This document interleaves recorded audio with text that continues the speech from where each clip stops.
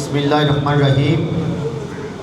আজকে আমাদের যে উত্তর রাঙ্গুনিয়ার একটা একাংশ নিয়ে আমাদের এই যে এলাকার পল্লী চিকিৎসক ভাই এবং বোনদের নিয়ে এবং এই এলাকার কেমিস্ট ভাই এবং বোনদের নিয়ে যে আয়োজিত অনুষ্ঠান, এই অনুষ্ঠানের আজকের সম্মানিত সভাপতি এই এলাকার একজন বিশিষ্ট পল্লী চিকিৎসক জনাব অলক কান্তি দাস এবং মঞ্চে উপবিষ্ট বিশেষ অতিথি আমার অত্যন্ত বন্ধু, ছোটকালের বন্ধু, আমরা একই সাথে পড়ালেখা করেছি। উনি ছিল উত্তরাঙ্গনী হাই স্কুলের ফার্স্ট বয়, আমি ছিলাম খিলমহল স্কুলের ফার্স্ট বয়। আমরা 1982 সালে এসএসসি পাস করি। তখন থেকে আমাদের বন্ধুত্ব এখনও পর্যন্ত আল্লাহর রহমতে এটা অটুট আছে। আমার প্রিয় বন্ধু বাংলাদেশ সরকারের একজন যুগ্ম সচিব, আসলে উনি সচিব হওয়ার কথা ছিল, কিন্তু বিভিন্ন কারণে ওনার প্রমোশন হয় নাই। আমাদের উত্তরাঙ্গনের অত্যন্ত কৃতি সন্তান জনাব ডক্টর নুরুল আফসার ভাই, তো মঞ্চে ভবিষ্ঠ অন্যান্য অতিথিবৃন্দ এবং যাদের জন্য আজকের এই অনুষ্ঠান, আমার প্রাণপ্রিয় পল্লী চিকিৎসক ভাই এবং বোনেরা এবং এই এলাকার কেমিস্ট ভাই এবং বোনেরা এবং সম্মানিত সুধীমণ্ডলী এবং আমার প্রিয় সাংবাদিক ভাইরা, আসসালামু আলাইকুম রহমতুল্লাহ এবং আমাদের আদাব এবং নমস্কার। আসলে আমরা দীর্ঘক্ষণব্যাপী আলোচনা শুনতেছি। এই যে পল্লী চিকিৎসক যারা, এরাই কিন্তু আমাদের স্বাস্থ্য সেক্টরে প্রাণ বলা যায়। আমরা যখন অসুস্থ হই কার কাছে যাই? ছোটোকালে আমরা যখন অসুস্থ হইতাম তখন যাইতাম, আমাদের ওখানে রাখালবাবু ছিল একজন, রাখালবাবু বিখ্যাত চিকিৎসক ছিল, ওনার কাছে আমরা যাইতাম। আমার মনে পড়ে তারপর আমাদের তেজেন্দ্রবাবু ছিল আমাদের উত্তরাঙ্গনীতে, ওনার কাছে আমরা যাইতাম। তবে বীরেন্দ্রশীল ছিল, চিনেন মনে অনেকে, ওনার কাছে যাইতাম। তারপর আরেকজন ছিল আমার মনে পড়ে প্রভাতবাবু, আমাদের ওদিকে প্রভাতবাবু ছিল, আমরা ওনাদের কাছে যাইতাম। ওনাদের চিকিৎসায় কিন্তু আমরা সবাই ওনাদের চিকিৎসা নিয়েই আমরা বড় হয়েছি, ওনাদের কাছে আমরা যাইতাম। তাহলে পল্লী চিকিৎসক এটাকে আপনি ছোটো করে দেখার কোনো সুযোগ নেই, কারণ ওনাদের আমরা একটা ত্রিকুয়েকশন পড়ছিলাম আমাদের সময়, বইতে ছিল ত্রিকুয়েকশন, তিনজন বন্ধু কারা। এই তিনজন বন্ধু খুঁজতে গিয়ে মানে আপনার কোন কাজটা গুরুত্বপূর্ণ, কোন মানুষটা গুরুত্বপূর্ণ, কোন সময়টা গুরুত্বপূর্ণ, এটা ত্রিকুয়েকশন ছিল আমাদের সময়। ওই খুঁজতে গিয়ে একজন রাজা খুঁজতে খুঁজতে সে পাহাড়ের উপর গেল, পাহাড়ে যাইয়া তারপরে দেখে যে উনি অসুস্থ হয়ে গেল। অসুস্থ হওয়ার পরে একজন লোক ওখানে ছিল সন্ন্যাসী, ওনাকে উনি পাইছে। তখন বলল যে এই যে ব্যক্তি ছিল উনি হচ্ছে সবচেয়ে গুরুত্বপূর্ণ ব্যক্তি, যে সময় ওইটাই হচ্ছে গুরুত্বপূর্ণ সময়, যে কাজ সেটা হচ্ছে গুরুত্বপূর্ণ কাজ। এইভাবে উনি সমস্যার সমাধান করেন। এই জন্য আমরা যখন আমাদের অসুস্থ হই রাতে বিরাতে বর্ষাকালে যে অমাবস্যার সময়, আমরা কাদেরকে পাই? আমাদের এই প্রিয় পল্লী চিকিৎসক ভাইদেরকে। এই জন্য ওনাদের অবদান হেলথ সেক্টরে এটা অনেক বেশি। লক্ষ লক্ষ পল্লী চিকিৎসক ভাই এবং বোনেরা গ্রামে গ্রামে, আমাদের গ্রামে শহরের মধ্যেও আজকে আমাদের মানুষের চিকিৎসা দিচ্ছে। আপনার একটা ডায়রিয়া হচ্ছে, কার কাছে যাবেন প্রথমে? আপনি কাকে, কোন ডাক্তার পাচ্ছেন? তাহলে এই পল্লী চিকিৎসক উনি যদি ডায়রিয়ার স্যালাইন না দেন, তাহলে আপনি যদি ডাক্তার হাসপাতালে যান তাহলে ওই জায়গায় মারা যাবে, অথবা তার কিডনি ফেলের হইয়া ও পরবর্তীতে তাকে ডায়ালাইসিস করতে হবে। এই জন্য আমাদের সমাজে পল্লী চিকিৎসকের অনেক অবদান আছে। যেমন তাত্রী এখানে যারা আছে অনেক অধিকাংশের মানে তখন ডাক্তার ছিল, তখন ডেলিভারি কারা করেছে? দাত্রীরা করেছে না? আমাদেরকে কারা করেছে? দাত্রীরা করেছে না? তাইলে ওনাদের অবদান আপনি অস্বীকার করতে পারবেন? এই দাত্রী যারা ছিল আমাদের এই যে গ্রামে গঞ্জে যারা আছে ওদের অস্বীকার করতে পারবেন? এই জন্য কাউকে অস্বীকার করা যাবে না। আমাদেরকে সবাইকে নিয়ে আমাদের এই দেশের হেলথ সেক্টরকে আমাদের সাজাতে হবে, না হলে কিন্তু কাউকে অবজ্ঞা করলে আমাদের হেলথ সেক্টর হবে না। তো আমি সবাইকে ধন্যবাদ জানাচ্ছি। আপনারা অনেক কষ্ট করে এরকম একটা আয়োজন করা, এটা অনেক কঠিন কাজ। আজকে এই বলা যায় এখানকার সমস্ত আমাদের ডাক্তার ভাইরা এসেছেন, পুলিশ এসেছেন, এসে আজকে আমাদের প্রোগ্রামটাকে ধন্য করেছেন। আমি আসলে বেশি কথা বলবো না, আমি অত্যন্ত আবেগ আপ্লুত, কারণ আপনারা এসেছেন। আমি একজন চিকিৎসক, আমি আসলে চেষ্টা করি আমার চিকিৎসার মাধ্যমে আমাদের ডানগুনিয়া হোক, চট্টগ্রাম হোক, যাকে পাই আমার চেষ্টা থাকে চিকিৎসার মাধ্যমে মানুষকে কিছুটা হলেও সেবা করার জন্য। এই জন্য আমি এই সেবার নিয়তে আসলে এখানে আসা, এই পদে আসা। আমার তো ইচ্ছে ছিল না এই যে রাজনীতি করার, এবং আমি এই পদে ছিলামও না। এখন আমার নেশা ছিল, আমি ডাক্তারিটাই ছিল আমার পেশা। এখন আবার আমাকে এই পথে এসে এটা আমার একটা নেশা হয়ে গেছে এখন। যে মানব সেবার জন্য এসেছি, আমরা সেবক হিসেবে থাকার জন্য এসেছি, কোনো নেতা হওয়ার জন্য অথবা কোনো বড় লোক হওয়ার জন্য ওই উদ্দেশ্যে আসলে আমি এই পদে আসিনি।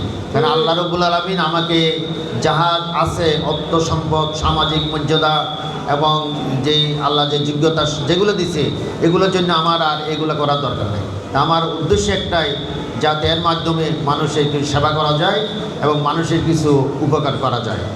তা আমরা এই যে রানীহাট বাজার এখানে আমরা অনেকবার এসেছি, এই ক্লাবেও অনেকবার এসেছি। এই কিছুদিন আগে একটা বিয়ে অনুষ্ঠানে অ্যাটেন্ড করি আমরা এখান দিচ্ছিলাম। এই এলাকারই আসলে আমি একজন রাঙ্গুনিয়ার একজন সন্তান।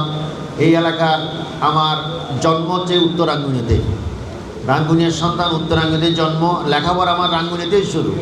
এরপরে হয়তো উচ্চশিক্ষার জন্য আমরা বাইরে গেছি, কিন্তু তারপরেও তো আবার আমরা রাঙ্গুনিয়াতে আমরা ফেরত এসেছি। রাঙ্গুনিয়া নিয়ে আমাদের চিন্তা এবং এটা নিয়ে আমাদের আসলে এখন স্বপ্ন, আমাদের ভাবনা আমাদের রাঙ্গুনিয়াকে নিয়ে। যেমন এই এলাকার আরেকজন কৃতি সন্তান, যার না বললে হয় না, আমার অত্যন্ত প্রিয় ভাই, আমার অত্যন্ত স্নেহভাজন ভাই, আমাদের ডাক্তার ওয়াকিল আহমদ। এই এলাকার একজন কৃতি সন্তান, সে এখন আমাদের অর্থোপেডিক্সের একজন বিখ্যাত চিকিৎসক। সারা বাংলাদেশে তার অনেক সুনাম আছে। আমাদের ওয়াকিল এখন পঙ্গু হাসপাতালের একজন স্বনামধন্য চিকিৎসক। বাংলাদেশের নিজ জয়েন্ট সার্জারির আর্থোপ্লাস্টি বলে আমরা অর্থোপেডিক্সের ভাষায় আর্থোপ্লাস্টি, আর্থ্রোস্কোপি সে একজন লিজেন্ড বলা যায়। তার হাতে অনেক এখন তারা অনেক ডিগ্রি দেয়, তারা ফেলোশিপ ডিগ্রি দেয়। সেই রকম চিকিৎসক হচ্ছে আমাদের এই এলাকারই একজন সুযোগ্য সন্তান, ডাক্তার ওয়াকিল আহমদ।